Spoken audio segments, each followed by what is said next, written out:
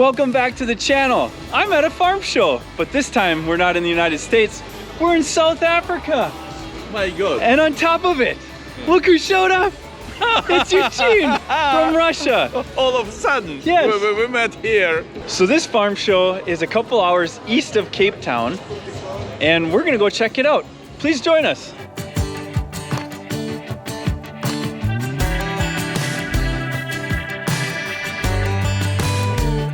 I found your tent, Eugene. This thing is so small. Is it for ice fishing? Maybe not. Ooh, that's a big can of WD-40. Take my picture. W famous one. From the United States. You remember we used it in Russia even. Yeah. We found some. It's very popular. Hardly Flexi-coil. Hardly.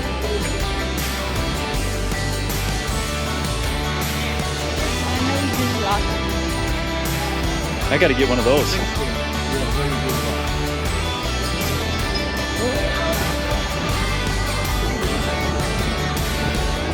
All right, Eugene, I found your next truck. What do you think? Well, this would be good for, I don't know, for farming in the swamp. Yeah, we could go anywhere with this. Swamp farming. You drive this, and I'll drive that.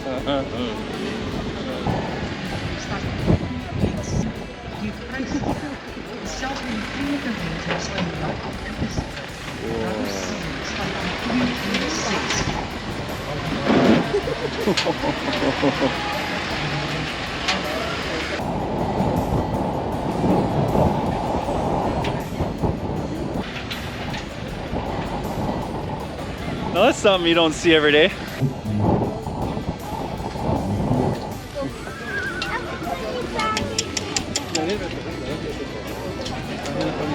Now we're talking.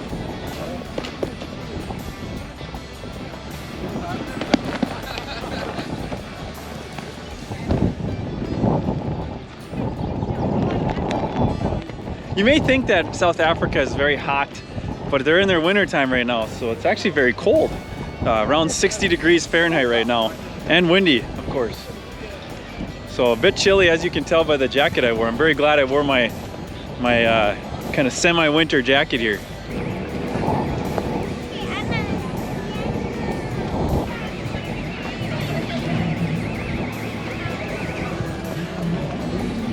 Now we're talking. I love to eat. It's a floating solar panel. At first I thought this was a pontoon, but it turns out it's a floating solar panel and pump system for irrigation.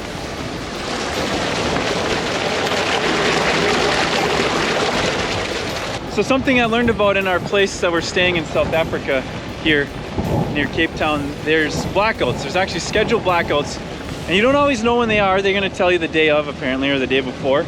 And so they've got solar panel, they've got generators ready to go, or you just gotta go without power for a while. And it's a couple hours at a time. Very interesting.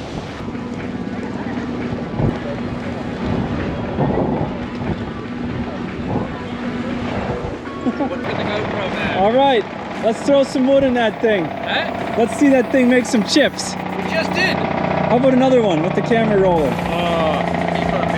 We charge extra. All right, I got dollars. Oh, lots of them. A few, a few. That'll do. Fargo, North Dakota. Shame. You know where it is? This is a hot day for you.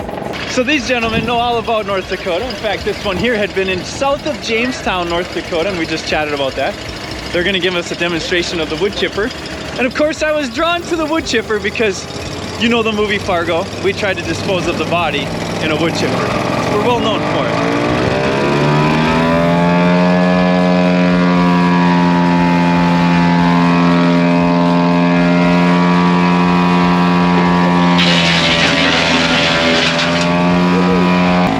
And it's even on tracks, so you can go anywhere. It will not be hindered by mud, snow, ice, you know, things like that. That would prevent you from hiding a body, disposing of a body, or something like that. Oh, John Deere. Yeah, we found John Deere, guys. There's John Deere over there. You know, it's so valuable and under secrecy that they don't even let you go in the booth. You have to stay Outside. outside. Yes. they've got it all fenced off for some reason. We got to figure out where the entrance is. Oh, I think I see a break in the wall.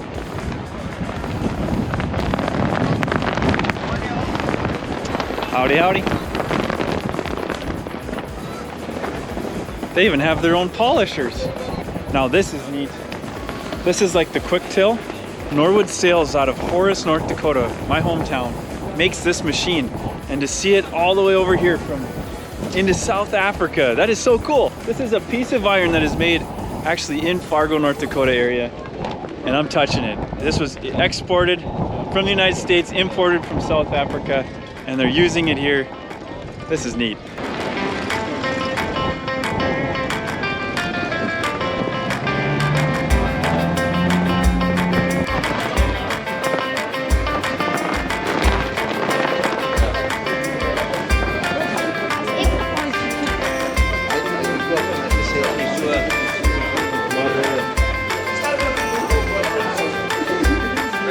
Well, that was quite an experience. We actually talked to the owner of the John Deere dealer here, got a lot of information on what they have for air seeders in the country, and it sounds like there's a quality manufacturer of air seeders called Equalizer that makes them here in South Africa. They're a third the price, good quality, and that's a company that a lot of farmers are going with to put their crops in the ground. So we're gonna go check those guys out. Equalizer is a company that we're gonna actually get to tour here in a few days. So be watching for that video. But they've got air seeders that they build for South Africa and the whole African continent. They export them to Australia, I believe, New Zealand, countries like that. And I guess there's even some coming to North America. Pretty neat, a lot of precision hoe drills, I suppose like your Bourgeois or your 1870 Conserva packs. Well, let's see what these things are made of. So they've got a fertilizer shank on them that goes in about 4 inches, I'm told. And then there's a seeding element. Looks like there's different things you can do. So fertilizer comes out of this one, then seeding out of this one, which is maybe 1 inch to 3 inches deep. And this is on a parallel link here. And then you got your packer wheel there. And so pretty close to the precision hoe drills that we see in North America. Hi. Did you find it? So Bert here is one of the workers at Equalizer. Ran into him inside of one of the booths, and he's going to be a part of giving us a tour, I understand, in a couple days. So he's been telling me about the Equalizer equipment.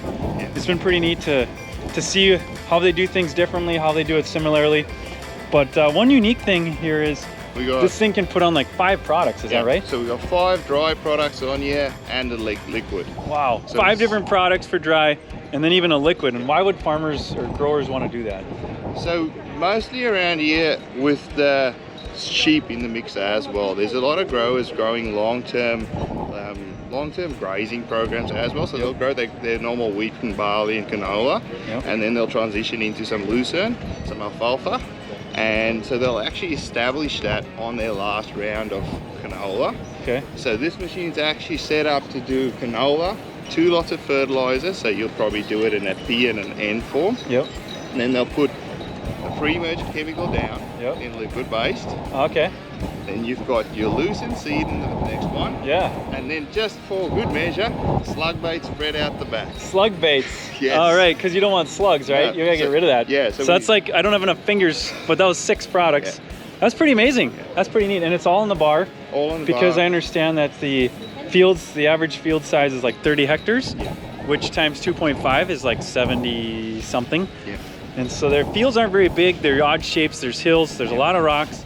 And so they got to make sure that they can back it into the areas, pull it up the hills, things like that. And a common size is around 40 feet. Yeah, right? 40 feet is pretty much where most of the market's heading towards. A lot of it's still a little bit smaller. A little smaller still? But most of it's sort of transitioning into that. And maneuverability is everything. Yeah. You'll notice this machine on 40 foot, it's even split up into 5 sections. Hence why 5 sections, 40 footer on 5 sections. So yeah, normally we'd see 3 sections on 40 feet, but this definitely is going to follow the ground better. And then it's going to be a good deal. It makes for a much straighter running machine in the hilly country, we've found. So instead of having your fixed point all the way at the back and your caster wheels at the front, you actually have your fixed wheels at the front. Okay. So it keeps the machine good and straight. Yeah, very good. Well, let's go take a look at some of these other machines too. This colleague of mine, Anton, he actually worked in North Dakota. Antone? He reckons he's spoken to you on the phone before. Ah. That's Deere, yep, in seeding. All right. Yeah. Very cool. We've talked to these guys. See, small world. Plastic pallets. Yeah. To show you how fertilizer would look, we use plastic pallets, so like the stuff that they make plastic molding out of. Yeah. So it's good for the field days. Very good. So what makes it a bit special is the rollers don't have any horizontal slots in it. Mm-hmm. So there's no space for any product to build up in the slots and make your calibration go out over time. Yeah. Because there's no actual horizontal flat faces. So you got a little pintle there that just purely displaces product, and it gets cleaned by the brush on the way through. Okay. So your area displacing product stays the same amount all the time. So your calibration stays very nice and steady. Alright. It doesn't change. The other thing that's awesome about this, we do everything from canola, beans, fertilizer, everything with the same roller. No way. Just speed the roller up or slow it down. Wow. As you know, we're very close to the ocean, so the horizontal slot rollers, like we started with them back in the day, you get those morning dews and that, Oh, and yeah. you struggle with Plugging. them building up. Like the rollers would just build up, and Yep. you'd sort of be calibrated for one rate, and you'd lose rate over all a the few time. 3 days or whatever. With this, even if it builds up a little bit behind the little It'll pintle, still feed it. it still displaces the same amount every single time. Okay. And the brush cleans that face that's doing the displacement. The brush is always cleaning that face doing the displacement. So you've got a very accurate calibration. Very good. Through that foggy, moist air. Yep. And we always run air dryers. Everything's got air dryers. Oh, it does. Yeah, so we run an oil cooler on every single fan on the Okay. intake. Factory fitted every time. Well, and then you guys even make your meter housings and your components out of stainless steel. Everything From the factory. Yeah, everything stainless steel. Straight How up it the should be, gauge. right? How it should be.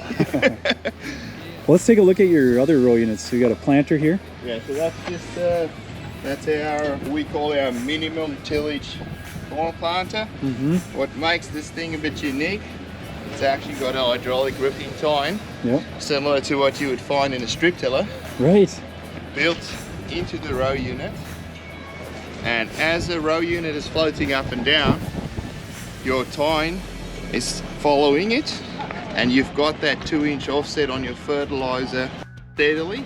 Your working depth of your tine versus your working depth of and your seeding depth of your discs stays exactly the same throughout. So All right. very unique system. It's the most common system we sell in South Africa. So it sort of takes corn to a single pass system, but you're still doing cultivation with the tine and placing your fertilizer. Camber adjustments, downforce adjustments, seeding depth adjustment. You can actually, what's a bit unique, which you might not see in America all the time, is our gauge wheels aren't always up against the disc. Right. Trailing arm, but also a gap here. Yeah, so in the really sandy stuff, which we've got a lot of, as we discussed earlier, the sand, we run the wheels wider. We allow that flow between the disc and the wheel, and the wheel treads on the firmer ground in the interrow. So you get a lot more Especially with the time there. the soil movement off the tine. Yeah. You're not going to want this to ride over that No. wake or that See, ridge. You don't bulldoze that easy at all. Yeah. And then Yeah. obviously it's all fitted with precision planting stuff, so it's I got see the that. delta force. But instead of just doing the row unit downforce like you'd be used to, we're actually manipulating the parallelogram and adding downforce, but keeping the tine ripping pressure as where we want it. So we can have constant ripping downforce for your tine, and manipulate the downforce of the full row unit with delta force. This is making my head spin trying to figure out how the linkages and the pivots work. So you mentioned precision planting meters with your Wave vision sensor on it. wave vision sensors. Yeah. We actually prototyped some of those on our planters that went to Ukraine and Russia. So yeah, single row cleaner, because the tine is running in front of it. Are you a 15-inch disc? 16. 16? 16, yeah. Looks like you have cast hubs. That's good. Yeah, cast hubs. But the bit that's interesting, you can pull the disc out without taking the hub off. Okay. So Because yeah, I see it's it's bolted on the outside. stamped with the. Yep. So instead of having to pull the hub, disc and all together. So yeah, bit of something different to what you would have seen. Do you have a demonstration for us? Yeah, All right, let's Sure. see it. clamp, you put it into the hole, there, bend it across, then you put it against the pipe where you want to make the clamp. You wrap the wire twice around into the groove on the other side. And when you use that, okay, tension it, and then you can fasten it. Otherwise, if you want to get more tension, you can unloose the wire and press it a little bit more. Okay. It will not snap the wire. Pull it backwards, twist it 180 degrees, and undo the wire, and you cut it off nicely there. All right, we've got double D40 here. And in the laws, 3 samples. Yes, yes, sir. All right. Sign me up. There you go, sir. All right. Lubricate, use around the house, and in the car. don't forget to look. It's the best, Yes. the best. It's like liquid gold. Really? Liquid gold. Does it cure your health too, Go? If you Help your knees breath. if your knees get a bit squeaky, you can spray. Yeah. Good one. Yeah. All right. I also have a Now you can bring this and import it back into Russia, right, yeah. and I'll import one back into the United States. United States. Our one's coming from Europe, UK. Ah, okay. Okay. That's From not UK? Yes. Very good. Well, I got something at the show, guys, and a useful thing at the show. Yeah. Thank you very much. Thank you. Yeah. Look out, Eugene. We've got a rubber band here.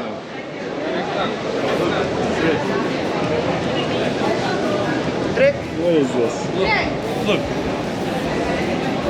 I'll follow him.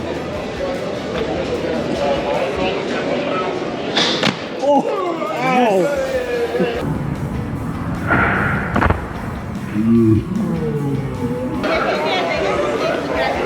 That could have hurt. Hey, buddy. Very cute.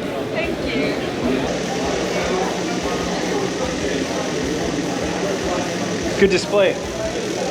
So AGL Systems carries the wireless blockage systems from Intelligent Ag. Kids and fire combination, right? Well, we just had a great visit of the show, and it is raining on top of the wind. The weather was favorable to us, yes? I don't know if Well- it's sleeting. I feel like I'm getting pelted with sleet, but it's not. While it's we not. were walking around, the weather was more or less good. Yeah, the weather was good inside. Good. Yeah, but sunny. But right now it's again that. Well, what was so neat is we actually met people inside this show we never met before, and they'd heard of Red E. They'd heard of our products, they'd seen our videos. Maybe they're watching this now. But we also talked to a guy who talked to me on the phone when he was in North Dakota working for a farmer, who you saw there in the video, working for the Equalizer company. So that was neat. He called us with a wireless blockage question. And it's a small world. The ag community is a small world, and we're excited to be a part of it. Hey guys, thanks so much for watching.